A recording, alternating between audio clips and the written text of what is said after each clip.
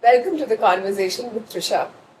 She's a martial arts practitioner since 10 years and is now a Kalakatai and Maypalam coach since 5 years. She's also a world record holder in Kalakatai, has introduced over 25,000 people to this profound and rich system of Indian martial arts, and she's also recently launched a teacher's training program. Hi Trisha, I'm so excited to be with you today. Hi Nidhi, thanks for inviting me. So the topic of in martial arts is something I find very interesting, and at the same time, I feel there's a lot of maybe there's a lot of myths around what is martial arts, how martial arts has traditionally been viewed as it's a way of learning how to fight. But when I read about your journey with Kata Katai, which is an Indian martial arts, I understood that it's a way of aligning the mind body spirit. And I'm very curious to know your take about martial arts.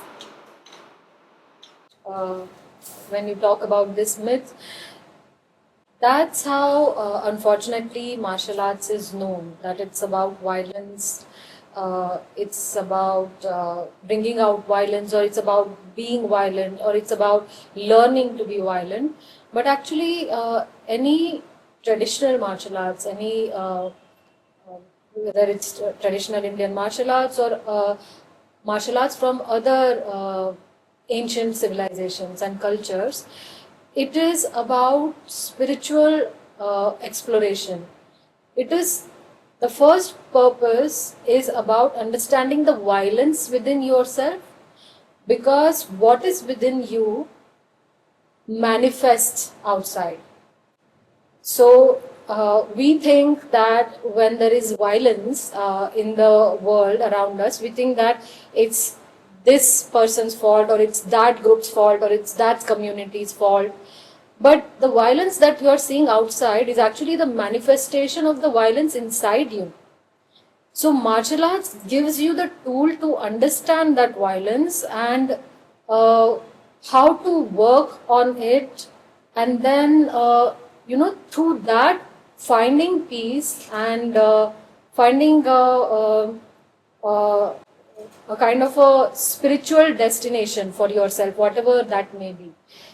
So that's what martial arts is. The only thing is that, I always tell people, you can't understand, or you can't solve the violence outside anywhere. Whether it's violence against environment, whether it's violence against women, you can't really understand it and solve it in its entirety till you understand the violence inside yourself.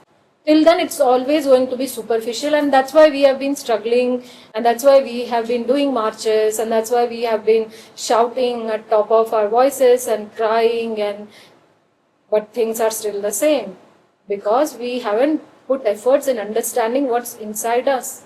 And martial arts is one of those paths. But in traditional India, in ancient cultures, it was not an option. Just like waking up in the morning and brushing your teeth is not an option. In those times, for our ancestors, yoga was not an option. It was not something they chose out of some fitness regimes. Yoga, martial arts were like essential life skills. So that's what my understanding of martial arts has been. That's what I have learned. That's what I have understood about myself, and through that, about the larger world outside. What you said about violence within and violence without is actually so significant. And I so wish there are more and more conversations around it, because everything else is more like putting a band-aid. Like you said, marches and protests and all of that. Unless and until we do the work with ourselves on the inside, there's not much that can change in the world outside. What's happening outside is a reflection of what's going on within. The spiritual dimension that you mentioned to martial arts, because how generally we understand that martial arts is doing something with the body, it's various kinds of movements. maybe using some instruments, some tools, like in Kalakatai, as I understand from you, is the name of the instrument that is used. Uh, how does one access the spirit through the body? In keeping Kalakatai and Maypadam as the frame of reference, if you could talk a little more about that. So, Nidhi, see, in all the ancient cultures, by ancient cultures I mean the cultures which have had, which have existed for thousands of years. Like, for example, whether it's Indian, whether it's Chinese, there have always been three aspects of a martial arts system. The first and the obviously visible aspect is what you see, the training in how to fight, the weapons and the empty hands, that kind of a thing. Second aspect is about healing. For example, I'm sure you will know in Kalaripayat itself, they have a very deep system of healing through their massages, through their medicines, right? And then the third pillar is the meditation. In every martial arts system which is rooted in spiritual foundation, meditational practices are an integral part. So, just like today, there has been enough research, I'm sure through your work itself, you have seen that how much meditation helps. Just 5 minutes of, being with yourself really helps. So that has been an integral part of martial arts system. Then also, when it comes to Maypadam and Karlakatai, we move in unconventional directions, angles, dimensions. For example, if you see, let's say when we go in the gym for training, mostly we move in linear lines, one line, straight lines. Yeah. Whereas in martial arts, in almost all the martial arts, we move in curves. We move arms in the ways which you are not used to moving. So like back swings or curves or circles. So in very unconventional ways and asymmetric angles, asymmetric ways. So when we move in that way, it's like even our body opens up some of the corners and nooks and corners inside, which have never been. So it's like, sometimes when we exercise, let's say we exercise one muscle a lot on one of the days, then we feel, oh, I can feel this muscle today. So through Maypadam especially, because this is like a system of almost 1500 movements, all these movements open up all the nooks and corners of your body. And because there is also this understanding, and correct me if I'm wrong, that we also tend to store emotions in our body, right? Yes. So when we open up these corners of body, then those emotions which have never been explored or which without we knowing went into hiding because that's where it was safe, so they also start to come out. To give you an example, in the beginning of my practice, like in the beginning, when I used to teach or when I used to do self-practice,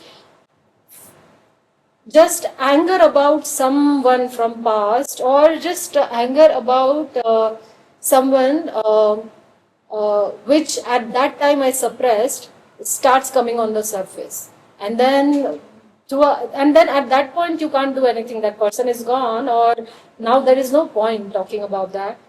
But then you just see that anger dissipating slowly. Wow. Just like in meditation. Wow. Yeah. So, in fact, I was about to ask you if you can add to this understanding of how our body stores emotions, traumatic emotions, and how movement helps. Please. Absolutely. It's like in my work, because I also practice in my personal practice, there's yoga and breath work.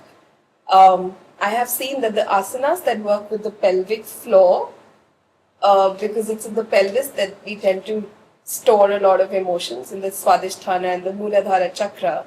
So anything that opens the hip and the pelvic floor helps release and regulate any and all kinds of emotions. And that's something I've practiced personally and something I've seen with my clients as well. So yes, absolutely. And I also really liked how you said that there's a linear movement versus there is an asymmetric or a circular movement. And we know what circles are. You know, circles are sacred symbols, otherwise in ancient Indian scriptures and as per sacred geometry as well. So there's something about that movement that can open up body in ways that maybe traditional exercise cannot. Yeah. Yeah. And even actually the footwork, if you see, whether it's in Kalaripayat or whether it's in Silambam, which is an indigenous martial arts of Tamil Nadu, as you said, just now you talked about sacred geometry. The footwork is also, we are working with triangles, we are working with diamond shapes, Wow. and we are working with circles. Yeah. We are working with like a pentacle, like star shape patterns. So yeah, that's very interesting. Yes, and it's like I'm sure you would have heard of or you would have engaged with the Sri Yantra, which is really an assemblage of sacred geometry. And how, in engaging with sacred geometry, dimensions of consciousness open up. Now, I'm wondering if you take it to Kalakatai and Maypadam, the martial arts practice, if the body is forming those sacred geometry shapes, it can directly impact consciousness and open up something like, the different dimensions of the mind and the spirit. Yes, yes. Yeah, it's like because according to our scriptures also, our body is basically a yantra. Yes. So all our traditional practices, whether it's yoga, pranayama, and martial arts, they teach us how to use this yantra with responsibility and a Yeah. conscious mind. Yes. Because we around us we are seeing what happens when we do not use this yantra consciously. That's the result. The consequence of that is that we have diseases that we never had before. We have mental health issues now more than ever, and more serious than ever. Yes. And I think picking up from this point, I would go back to something that we were talking about earlier, where how self care has been kind of reduced to, restfulness or indulgence, or like, oh, let me do my skincare, let me go for a massage. And while that's a vital part of it, but that's not it. I wonder how would you like to comment on that as a rigorous physical discipline as a way of self-care? Uh, See, one of the reasons why we have so many issues with our emotions and even our physical health and the way in which we are aging is because we are simply not moving as much as we used to. Like if you look at the way humans have evolved, we used to move a lot more. Even like just say 2 generations back, women used to squat and make the flour. People used to walk distances. We used to make our own tools and weapons. So, movement is a very important part of self-care. Activity, being active throughout the day. Nowadays, unfortunately, self-care has kind of become equal to having privilege. Like you don't need to. It need not be indulgent thing. You don't need to invest so much of money into self-care. Self-care is actually a very simple thing. And the thing is also that no one is telling us that you kind of, in earlier times, people earned self-care. through their hard work, Yeah. whether they worked in the fields, whether they walked so much, whether they, in terms of cooking and how the life was, they earned their self care. That's what festivals were about. Festivals were about self care, right? But now self care has become something to distract yourself from what really needs attention in your life. It's also become something that you exhibit on social media. It's become a way for different products and services to Yes. talk about themselves. Yes. But actually self care is a very simple thing. A walk in the park, or reading a book, or having maybe a good sleep, and of course moving so that you know uh, moving, so all the stagnation that throughout the day our body accumulates because of living in the environment that we live in. For example, in the cities we don't have open spaces anymore. Yes. Yes. We get stagnated in terms of energy, we get stagnated in terms of how our body digests food. So, to release all that stagnation, movement is very important. And I actually want to also add that, of course, we need restorative movement. I myself, restorative movement is very important to avoid injuries. But at the same time, intense movement is also important, because intense movement is also responsible for cleansing of your body. So intensity of movement is crucial, and I feel martial arts is one of those tools which helps you to build a skill also to protect yourself, um, and also to go inward, and then it gives you that intense movement. So including Meipadam and Karlakatai. So the good thing is that these practices, they have all the levels of intensity. So it can be done by someone who is bedridden also, and it can be done by someone who is at the peak of their fitness. Because so we believe that these practices were given almost 60,000 years back by Lord Shiva himself, whom we consider as the first teacher, whether he's the first teacher of yoga or tantra or even classical Indian dance forms. We consider Lord Shiva as the first guru. So these practices were given by Lord Shiva, and the purpose was not like how it has been reduced today to fitness and health and reversing diseases. The purpose was to equip human beings with a tool that can help them build a warrior's mindset. And whenever I speak about this, a lot of people say, I am just a regular person. I am not going to go for any war, and I'm never going to get involved in a conflict. But the kind of challenges we have, even related to our mental health, they need that warrior's mindset to overcome them, to understand them, and to Absolutely. overcome them. So it was meant to benefit civilizations across ages and times. So it was not, it was not something that came for some time and became popular and then went away and then something new came. This has lasted, this has stayed with us for thousands of years, and I'm hoping that this will stay with us and we'll find the benefit in this in future also. Yeah, I think that's fantastic, and something in me kind of opens up when I hear you say that this is not just a physical exercise, it's a system. All of these martial arts are a system that are meant in turn to take care of us as a system: mind, body, spirit, energy. And fitness and all of that maybe is just a byproduct of an overall sense of well being and an overall sense of vitality that probably a system like an Indian martial art can bring about. Yeah.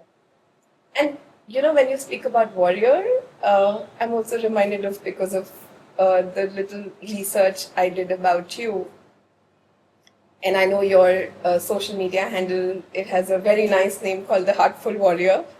Your own journey in life has been that of a warrior, wherein you've braved some very severely debilitating conditions like multiple sclerosis, which is supposed to be a life sentence.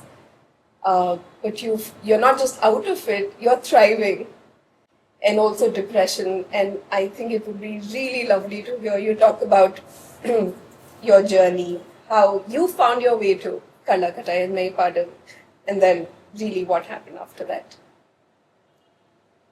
Uh, yeah, I mean, so for me, it started when I was quite young because I think for me it happened that I asked too many questions and somehow, do something because everyone else is doing it, or things did not make sense when I used to see things happening, um, whether it was about education or whether it was about relationships. So I think depression started because I felt as a failure, uh, because I felt as if I failed to understand the world. And that I would say that was the time for me. The depression started since when teens started for me.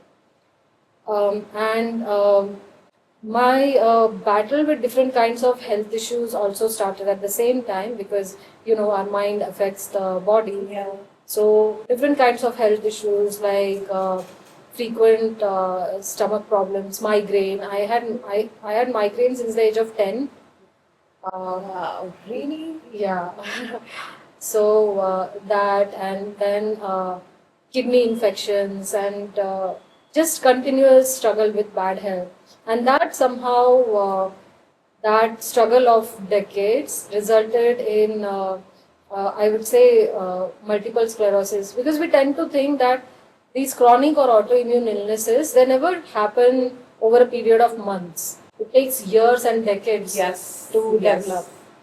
So in 2016, I'll say I crashed with MS, and um, I would like to tell this, that I don't have anything against medical industry, but this my experience was that the uh, the way autoimmune patients are treated is quite insensitive, because something like rheumatoid arthritis or MS or lupus, you can't detect them until it reaches an advanced level. So in my case, when I was in stage 1, beginning stage itself, none of the reports were showing anything wrong.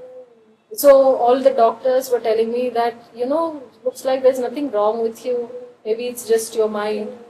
Or some doctors unfortunately also said that maybe you just need attention. That's horrible. Yeah. And so that's when I decided that I don't think I will find healing through this, because how can you, right? And then through all the attempts of healing this and reversing this, trying to learn about what's going on. So I ended up changing the way I ate. I ended up changing uh, the things about emotional health. I went into therapy actually, and I really want to stress that, because we kind of look down upon therapy, right? Somehow. Yeah, or it's like, oh, I don't need it. Or hush. Or yeah. Yes. Yes. We like to stay very, very quiet about it. There's this taboo around taboo. seeking therapy. Exactly. So I went into therapy, and then at some point in 2019, I came to know about Maypadam and Karlagatai. So at that time, I was living in Himachal, and this is taught in Tamil Nadu. So it needed me to relocate my whole life to Tamil Nadu, which I did. And this I considered as like almost like a last hope. But what happened was that once I started practicing, I saw like a consistent reversal in all the symptoms. Like the Wow. symptoms started to get less and less intense. And I think within 4 to 5 months of practice, I was able to find relief from most of the symptoms without even a single medication. Wow, Yeah, so just taking care of, it's amazing. yeah, just with movement, uh, and a proper way of eating, and especially taking care of emotional health. But that courage also, because I really think it takes courage to care about your emotional health, and that courage for me came through the practice of Karlagatai and Meipadam. So yeah. Yes, absolutely. I think I see some of my clients talk about it, and it's also in my experience that when I feel stronger in the body or I feel more open in the body, is when I also feel stronger and open in the mind.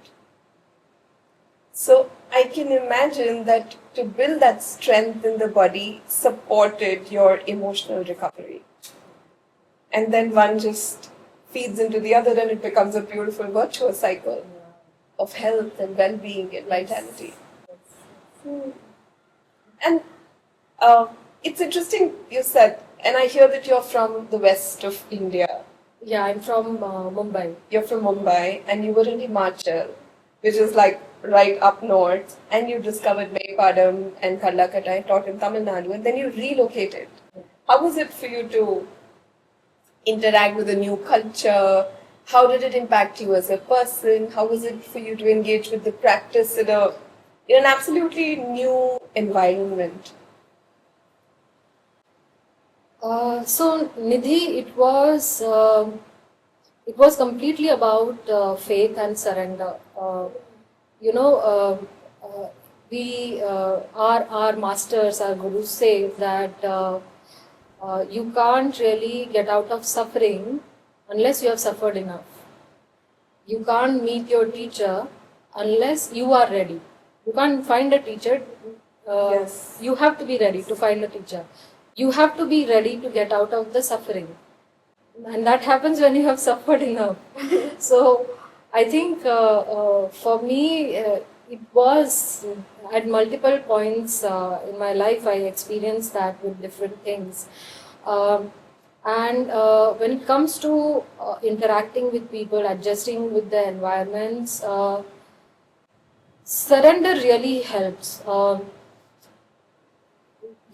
Because we kind of we have confused boundaries with walls. Where we need to have boundaries, we don't have them, and we have wall when we go about in the world. And the walls are only going to prevent you from learning anything about life. Yeah, yeah.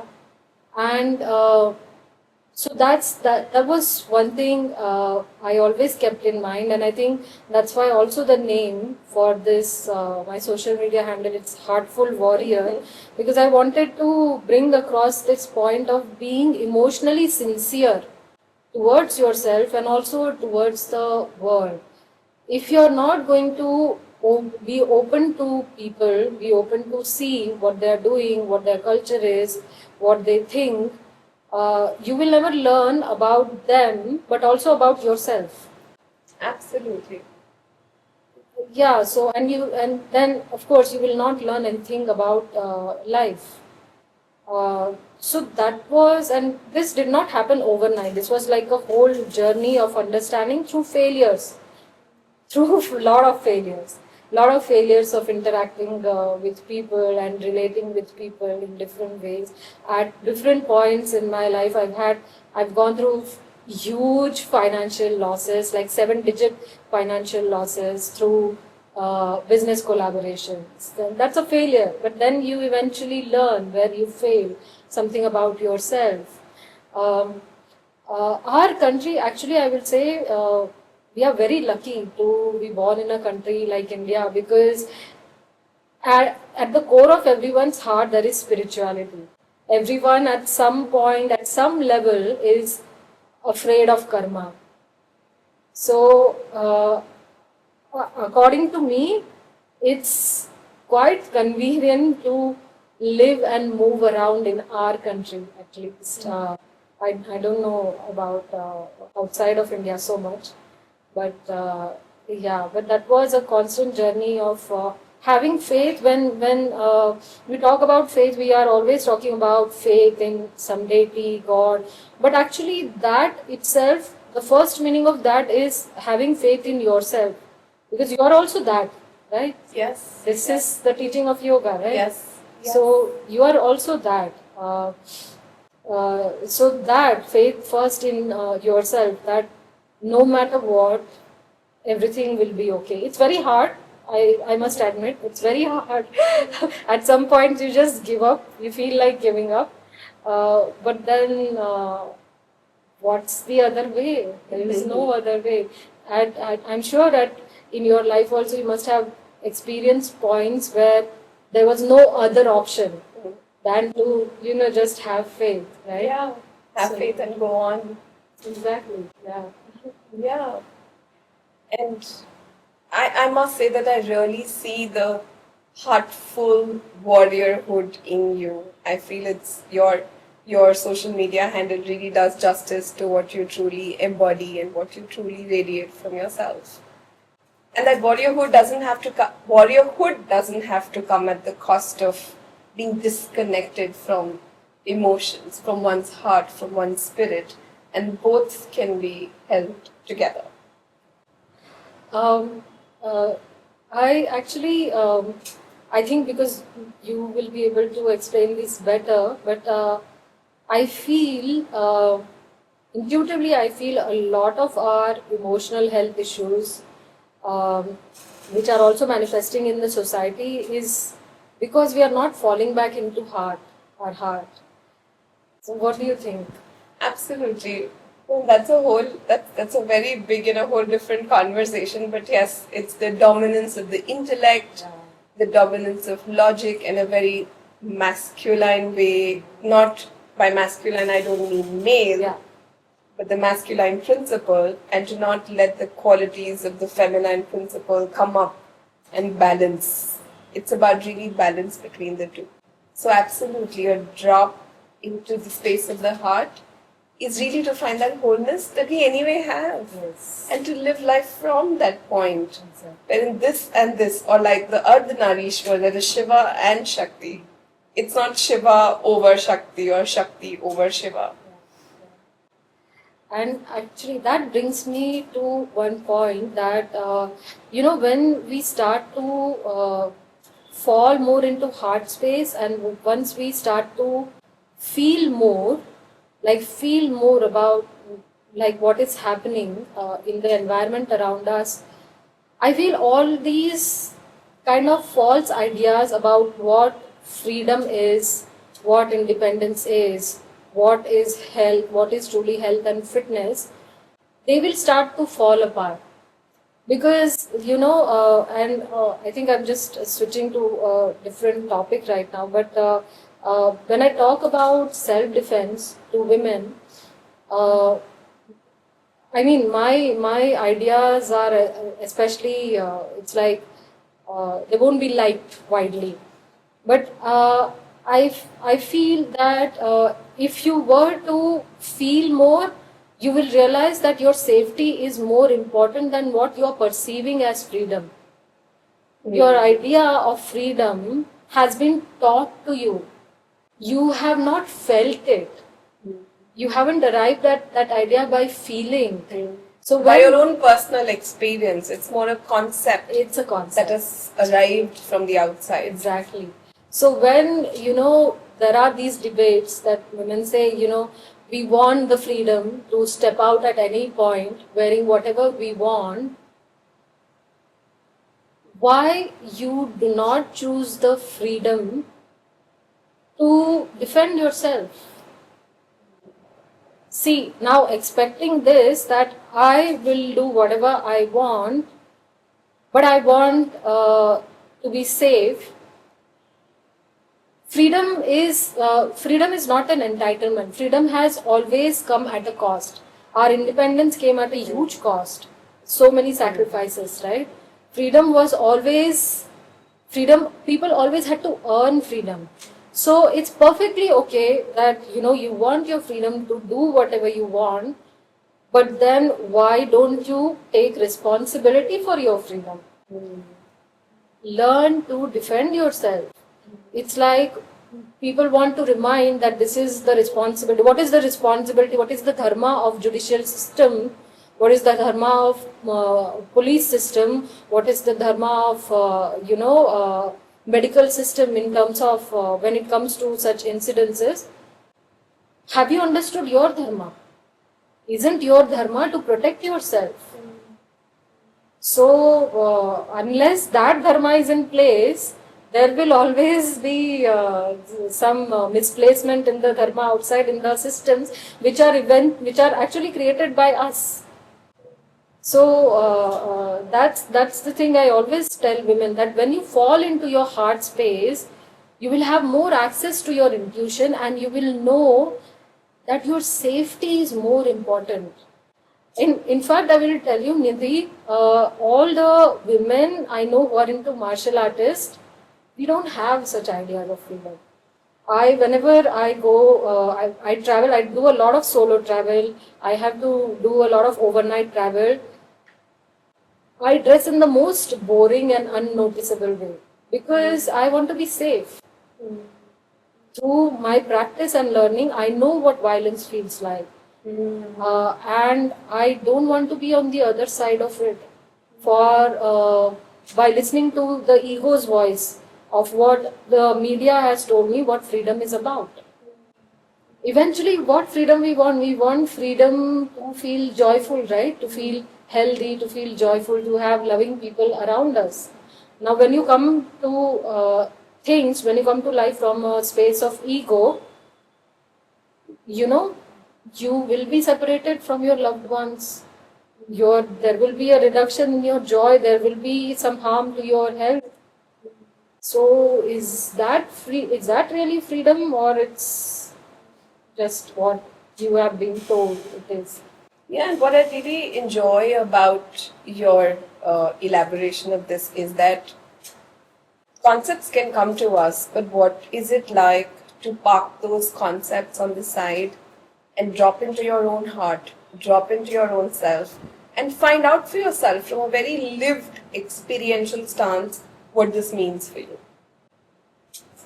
And when I hear you talk about freedom, it really sounds like to me your own definition of freedom coming from your experience. Yeah.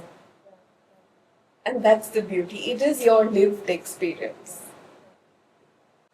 I'm also slightly segueing into, like when you spoke about self-defense, because being a woman, it's of course a subject that is relevant to every woman, that is exciting or interesting for every woman to talk about.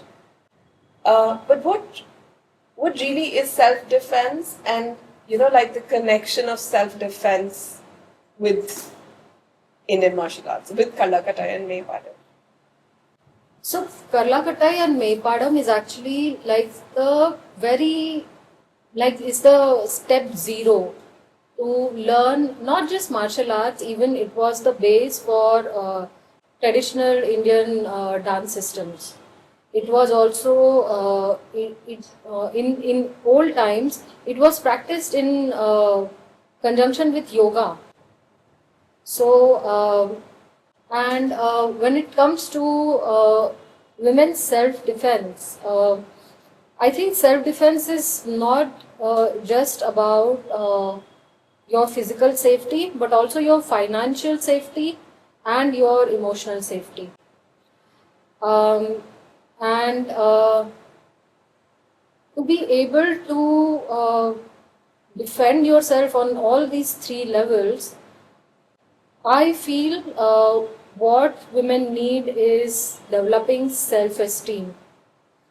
Self-esteem in a very, I would say, loving way. There is no ego in that, because once you have self-esteem, then it's easy to rely upon intuition.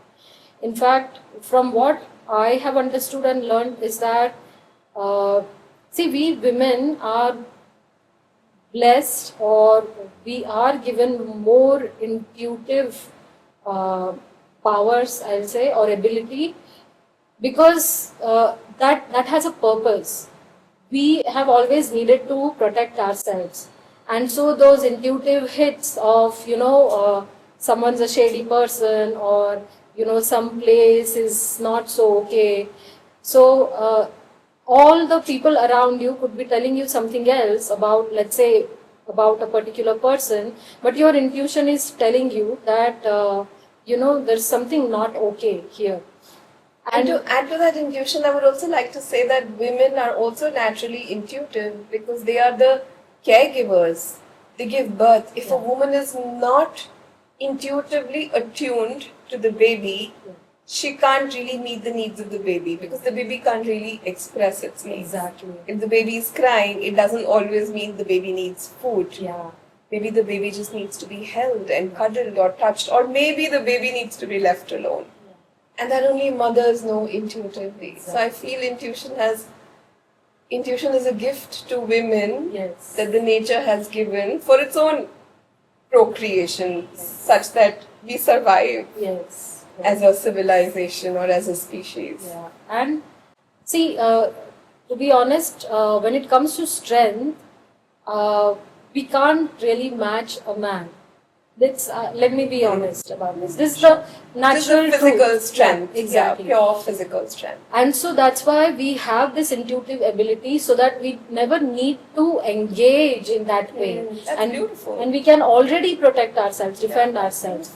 But if you lack self-esteem, then how will you take decisions which are being opposed by the majority around you? Because then the only thing, your intuition is the only thing that is going to be able to explain your decision. So, for example, let's say your intuition says that someone is not safe, or going on this street in the night is not safe, but you have been told, oh no, this person has an absolutely good reputation, maybe a small time celebrity or achiever or something, so good person, but you feel something is not okay. Or going in the street and you have been told, oh no, this street is perfectly okay, it's a residential area, but you think there's something not okay about it at 10 o'clock in the night. And if you ignore that, and that's when things could go wrong. If interestingly, to give you some numbers, and these numbers are from United Nations and World Health Organization's database, 1 in 3 women face violence, whether it's physical violence, sexual violence, abuse. So that's close to like 33% women all over the world. But 26% women are going through the violence from someone who they already know. Yeah. They already know, they already care for in some capacity, they already have affection for in some capacity. And unless you have self-esteem, you're not going to take any action to stop that. Yeah. So it's like close to 7-8% women who are in high conflict areas or in the streets who are facing this. But majority of women who are facing violence, it's in the place they already know. So and I feel that's why, of course, if you are going through domestic violence, I've spoken to a lot of women over the period of last 10 years, and one thing they tell me is that I will not hit back. It would be my brother, my cousin, my husband, my boyfriend. I am not going to hit back. So, what is the point in me learning self-defense? And I said that now I understand that self-defense is not just being able to punch and kick, but also understand how to not get yourselves into such situations and then suffer with them throughout your life. And that's going to take self-esteem. And at least as per my experience, I felt that practicing martial arts was for me, because I was at one point fell into that 26% category. So for me, martial arts practice was the fastest way to build self-esteem. Yeah. It's very beautiful what you're saying. Because in my work, a bit of group work also that I've done with people or groups that I've been part of, we've really sort of been able to establish that most women don't have access to anger within. And we need that anger, that sacred anger or the sacred rage. It's really, I mean, if I invite or invoke the the goddess Kali, she's such a revered goddess in the Hindu pantheon. But most women, and she really embodies that sacred rage.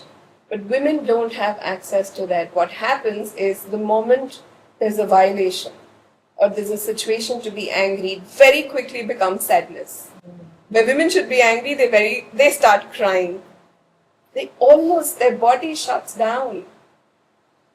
And so what I hear you say is I wonder, or I feel like based on what you're saying, is that to practice a system of martial arts, which has a strong foundation, how Karlakata and Meiparam has, it can help get access to those emotions, to the sacred anger that we all need to be able to take care of ourselves and protect ourselves.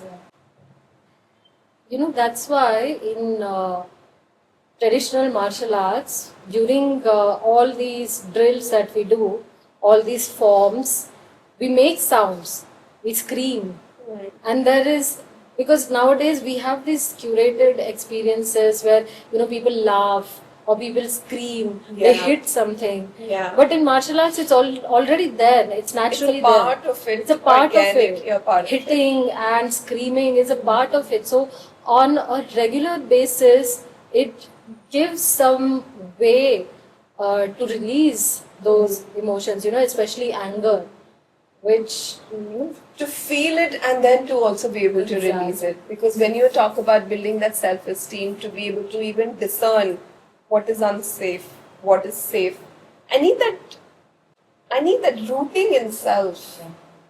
I need intuition and I need trust in my intuition.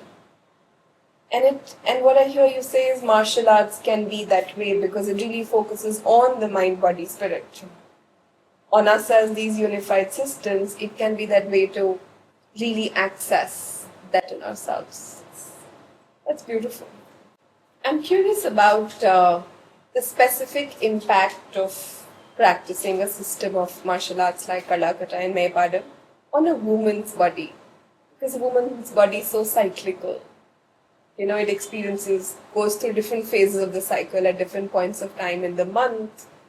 And then throughout a woman's life, there are different phases of the reproductive cycle from puberty to being at a peak fertility, that peak fertility period between 20s and 30s. And then perimenopause and menopause, all of that starts to come in. So there's a lot of changes, a lot of seasonality that happens with a woman's body. So I'm curious because you're a woman yourself and then you work with a lot of women. How do you see the impact of Karlakatai on a woman's body and how can a woman adopt a martial arts practice and yet be able to take care of herself? Okay. So let me share with you my experience. But before that, you know, in this practice has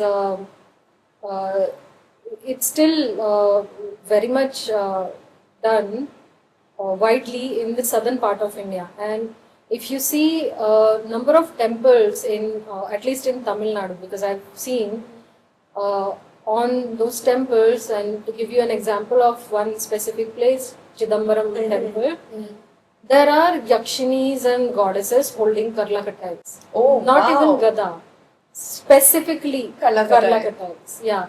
So the purpose behind depicting that on the temple was to also spread this message that this is for women. Women used to teach this. Women have always practiced this, and this will always be a practice for women. When it, you know, as you mentioned, especially we women, our life cycle, the whole life cycle in terms of all the, you know, ups and downs and everything, it's very colorful. It's not a monochrome, it's like very vibrant and colorful. So, the thing that happens is, which has happened for me, is that it has put me better in touch with these cycles. For example, most of women we experience that for a few days before starting your menstrual cycle, you will have aches and pains starting up. Many women, we tend to take a lot of painkillers, or we just get anxious we feel emotionally down. We feel that what is happening with my body. We start saying negative things to ourselves that, oh, I've started to age, or, no one cares about me, and things like that, this kind of self-talk. But this thing the practice has put me in touch with what happens.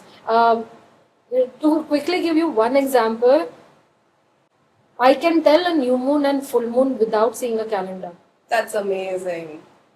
Because That's amazing. I feel the energies, and I feel okay, it's either new moon or full moon, and yeah. So it puts us in touch with moon cycles. It puts us in touch with our own body cycles. Like, I was talking about this aches and pains before menstrual cycle. So how to calm yourself down, how to be more surrendering and accepting, and understanding what it's telling you. If, for example, for me to give you a precise example, for a long time it used to be about leg pain. Before starting menstrual cycle, my legs would pain like anything. They would become sore, they would pain. And then I understood, okay, I need to slowly and consistently work on strengthening my leg muscles, because also it is very hard to strengthen leg muscles and the whole structure in the leg. It's also because these are one of the biggest structures in the body. The biggest muscles in our body are in the legs, which is why, when people do leg day, they get very tired. So this is something that I understood about myself, and I understood, okay, I need to work on this rather than, having some kind of negative self-talk or abandoning myself in such a situation, abandoning my body, that, oh, is it failing me? Yeah. Instead of understanding that it needs TLC. Yes. So it actually, so even though martial arts or even Karlakatai looks like something that's so rigorous, it actually softens you up quite a bit. Beautiful. So I would say that's the most important thing that happens for women. But also, Nidhi, this happens with discipline and consistency. I'm sure. And the one thing I want to mention about discipline is that people think discipline is beating yourself up into doing something you don't want to do. But discipline, there is only one discipline. And if you have that discipline, all the other discipline will come. And that discipline is to love and take care of yourself. That's the only discipline you need to have for all your life.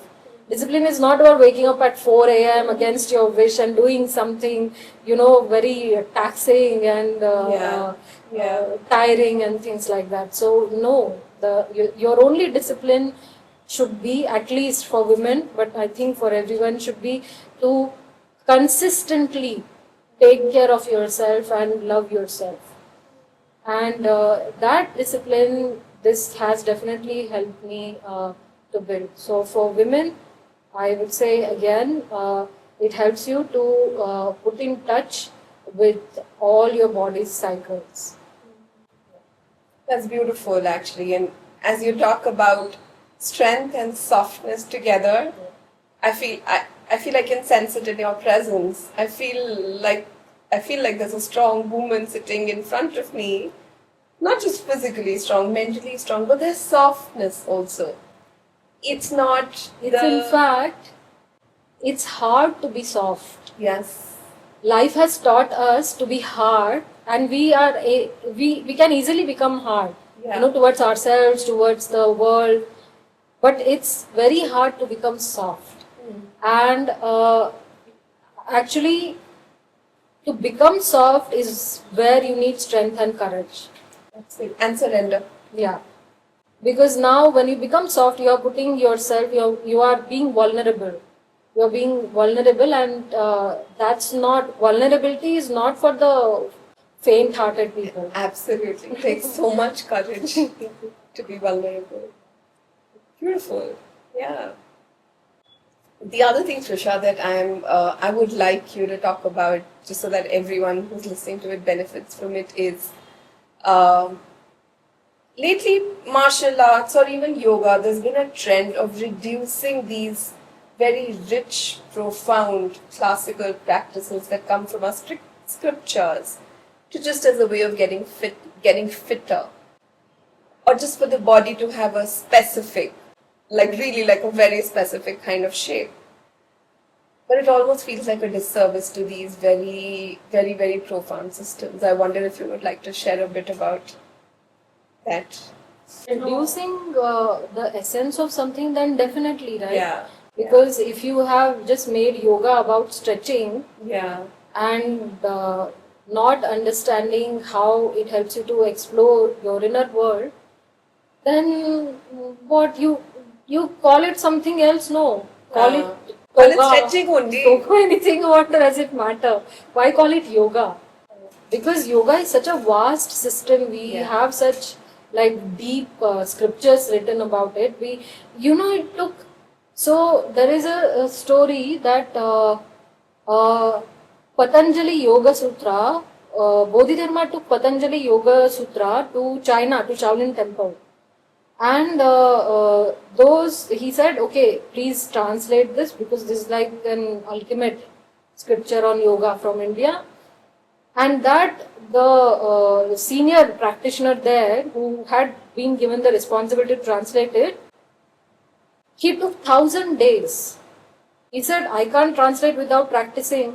So 1,000 days he had to practice what was written and understand and then translate. But now we have such quick yoga Yes. course, and we are talking about a Shaolin monk taking 1,000 days. So remember, if someone like us, The 100 hours teacher training. yeah. And you also feel that in these very rich, profound systems like martial arts or like yoga, in them being reduced almost to just as a way to get fitter or look better, do you feel there could be some harm that may come people's way? One, I mean, I wouldn't say, maybe I would not use a strong word like harm, but I would definitely say that it puts a huge chunk of population into a disadvantage. Because if you see whether it's yoga or whether it's traditional martial arts, they were more about the shape of your mind or the shape of your emotional body and not the shape of your physical body, So, and actually, the thing is that that also keeps us very superficial in terms of how we live. And when everything is superficial, then most of the times it's just about consuming. And since everything is at a superficial level, we don't even connect the dots that how our obsession with body shape is related to destruction of forests. Yeah, absolutely. Absolutely. So, in fact, a while back, because my journey has mostly been into traditional systems. So, I used to get a lot of questions about, how this compares with modern fitness. And I would say the way I learned, we were never taught about this comparison, or our teachers did not teach enough about this comparison, and also students never asked because they never question Uh, but when I started facing these questions, I thought that why don't I learn about modern fitness systems? And I learned about it. I did a proper course, and I do love some elements about it. But I would say the modern system of fitness has become obsessed about getting that body shape by hook or crook, whether that's with injecting steroids or injecting hormones, women taking testosterone. We already women have such delicate hormonal system, and then on top of that, tampering with it is not going to be good in a long term. So that's how there is this much superficiality that has come, and we have forgotten that just like you rightly said in the beginning, that fitness is a byproduct of the practice. It's a byproduct of the practice. What this does, what these systems do, is they improve your quality of life. Yeah. Yeah. And they make you more aware about what brings joy into your life, what needs to leave your life, how you need to improve yourself, what are your strengths, what are your weaknesses. So this would be something that we would miss out on if we make yoga only about stretches. Because let's say if I'm a physiotherapist, there is a system of stretches in physiotherapy also. So then why not call it physiotherapy? So the essence of yoga is something else, and the essence of traditional martial arts is something else. It's helped you to learn more about yourself. So we will end up missing out on that if we remain superficial. But having said that, the thing is that these systems are also very kind to the people who adopt them. So there is something for everyone. If you want to stay superficial, then you can do hundreds and thousands of stretches. If you want to stay superficial, you can just you could be someone who's an alcoholic and abusive and still be the most powerful, still have the most powerful kick in the world or punch in the world. So that's it. Yeah. Yeah. So now that we've established that martial arts is really a system that works on body, mind, spirit, it takes me to the point that searching for the right teacher would be quite a task. Because only if the teacher is steeped in the system can the teacher really share that wisdom and knowledge. Would you say something about that? How to find the right teacher? Or what kind of teacher should we be looking for? Nidhi, I think at any point, the kind of teacher you are able to invite in your life is directly proportional to the depth at which you are at. So I would say and I mean, I don't like to say this, but that's how this is. That's how my experience has been. That you are ready to invite a deeper person as your teacher if you have suffered enough, if you know pain enough, if you know the pain of superficiality enough. Then that's because in all our masters said that right teacher comes when the student is ready. So, but there are some things which I would say, especially as women, we need to keep in mind, considering that the world of at least martial arts is dominated by men, and I don't have anything against men, but I'm based on my experiences, there are a few pointers which I would definitely like to give. I think. The first point would be to keep in mind is that any teacher who tries to violate your boundary or try to make less of it or try to make it sound not so serious, that's like a kind of red flag. So, let's say to give you an example, uh, let's say you for some reason you can learn only till evening 7 p.m. And if some teacher, let's say jokingly, makes fun of it, says something like, in these times you can't be so restrictive. uh, I think that's not a very healthy thing, because we have our reasons for why we take such decisions. If someone doesn't want to train late, especially as a woman, I think that should be respected. So I was just giving an example of how boundaries are important. Secondly, I would say, and this is for me personally, and this might or might not benefit you, any teacher who wants to change your cultural or religious beliefs.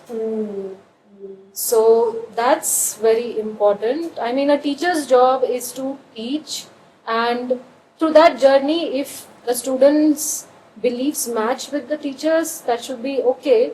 And if they don't, then that should also be okay. So, any teacher who wants to change, especially your religious beliefs, that's a kind of red flag personally for me, because religion or spirituality is something very personal to all of us. It's a very personal journey for all of us. Um, Third thing would be the if you are learning online, but as you progress into martial arts, you have to learn offline. So when it comes to learning offline, seeing the environment of the school, like how the students are, because the students are a reflection on how the teacher is. So if the students are egoistic, the students are arrogant, the students are hyper violent, so then that's again kind of a red flag, because a good teacher who has a command on his practice and on his class will bring in the energy where such people will not be able to stay in the school. So that is one thing. Uh, I would also say that fourth point would be to look for a teacher who is disciplined and consistent, and, to be honest, gentle himself. A lot of people don't know about martial artists, men, is that the male martial artists who are at an advanced stage in their practice are very gentle people. They're very gentle people. So look for that quality, and not go for someone who comes across as a very dramatic kind of a person. The school and the teaching and their own persona is always about too much drama, because there could be, I'm not saying this is mandatory, but there could be some hints of narcissism involved there, and eventually that will cause you some kind of loss in some way, financial loss, including financial loss. So I would say is uh, to notice the actions of your teacher and not just rely on the words. So the actions need to match the words. So these are some pointers that I would say, because what I have felt that a place of learning self-defense can itself become unsafe if the teacher is not proper. What an irony, right? Yeah, yeah. Yeah. So these are some things that women need to keep in mind. We need to remember why we are going in a place of learning, and just be more aware, and that, as I said, will comes in a better way when your self-esteem is in place. Then because when you go in such an environment where martial arts are taught, you see people who have superior skills. They have superior skills, and it's very easy for you to feel not so good enough when you see that, if you lack self-esteem.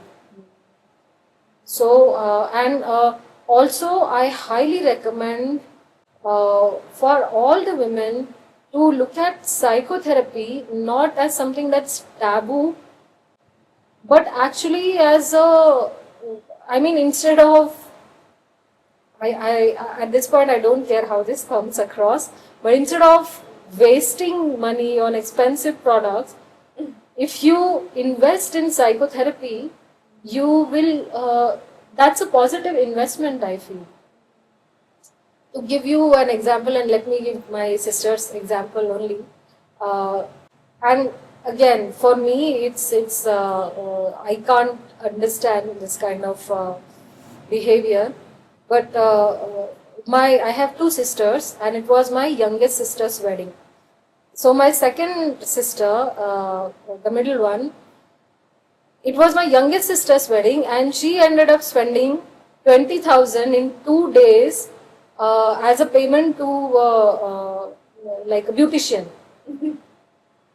And when I tell her about joining like a martial arts class, because it will help to develop this self defense skill also, she always finds it expensive.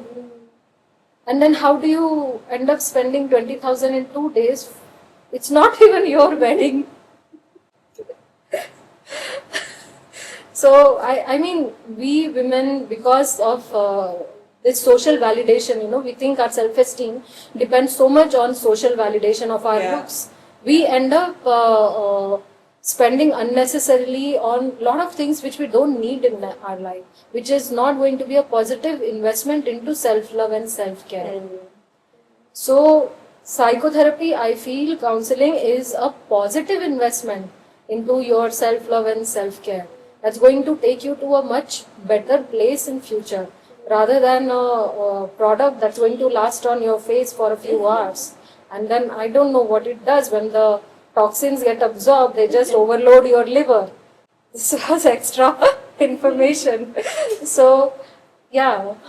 That is true. I'm inspired to increase my prices. Because I know women will spend, say, 10,000 on a foundation. But I know women who will come and negotiate for that. No, this is a bit much, they do all of that. So, yeah.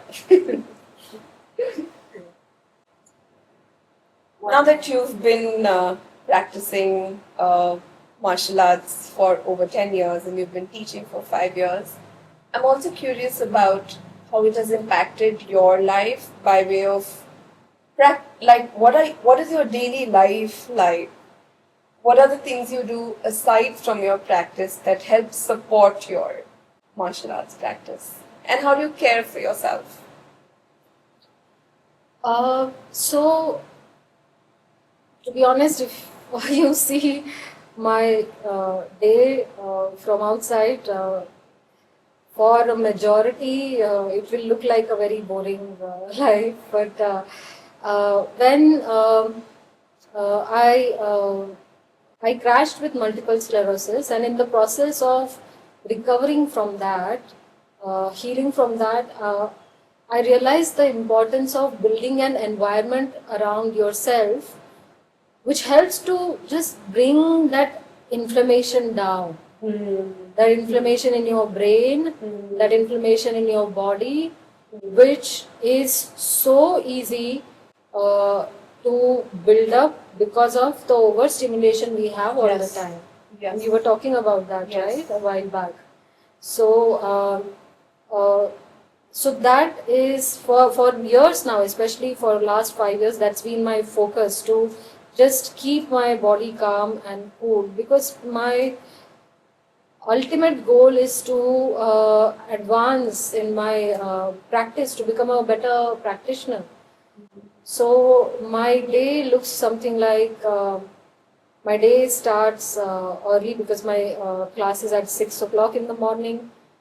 So I wake up early, and then after my first class I will end up meditating for some time.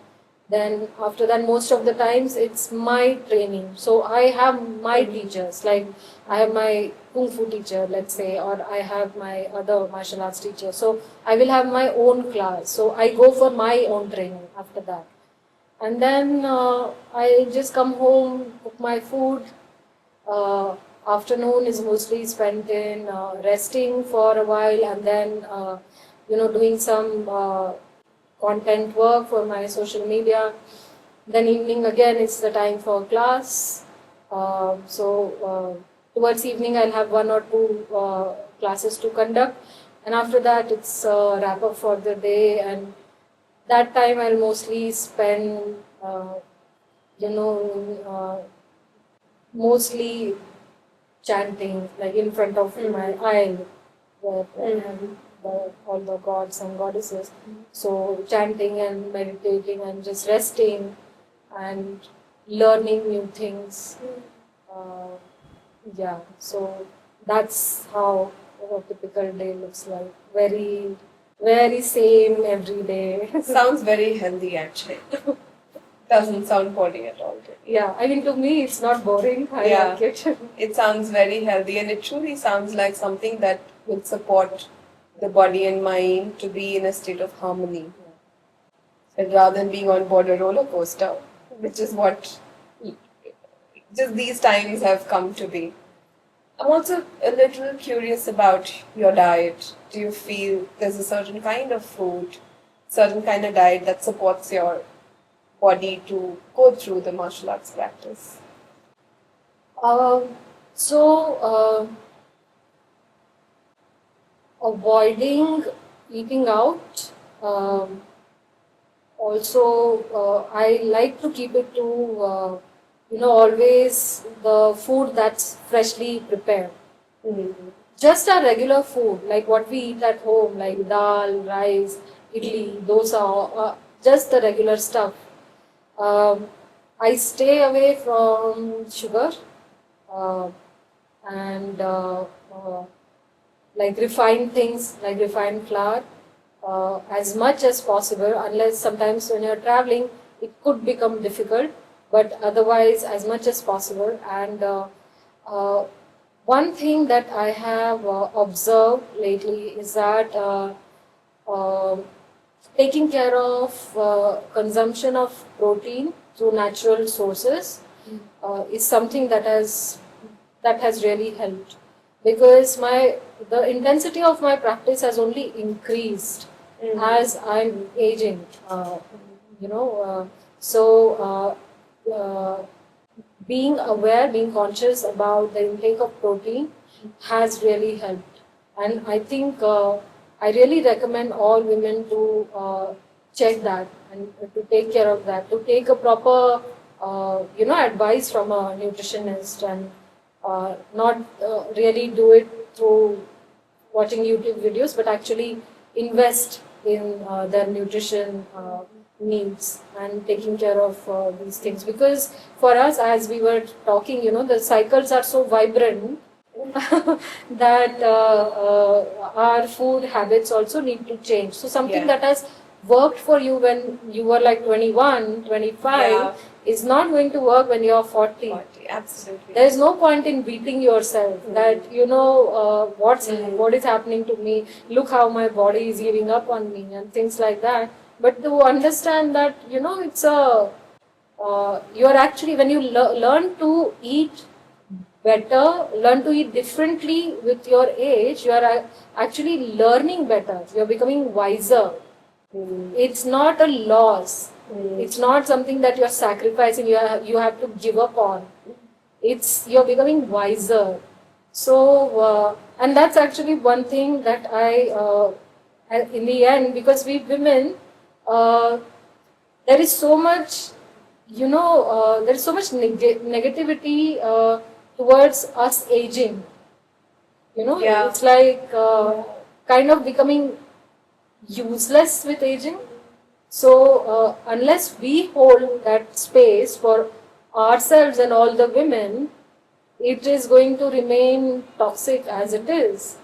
So, in fact, as we age, there is a very interesting thing, and I don't know if uh, the crone archetype, Yes. which is an old woman, Yeah. is always depicted as ugly. When in fact that's a very wise archetype. So there is like some kind of scam going on here. Like, wise woman is depicted as ugly in literature. So Even in our movies. exactly in our movies, right? The witch is always the villain, when actually in pagan folklore and very ancient cultures and systems, Yeah. witches were like considered wise Yes. Yes. human beings. They knew a lot about everything.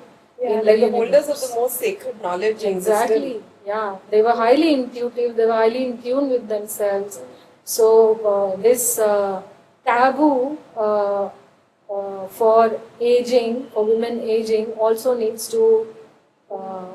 We have to work on that, and that is going to happen if we work on ourselves. Absolutely. If we understand that we are becoming wiser, we are not becoming older, uglier. We are becoming wiser. So yeah. Yeah, absolutely. Thank you. Thank you. I really enjoyed our conversation. Me too.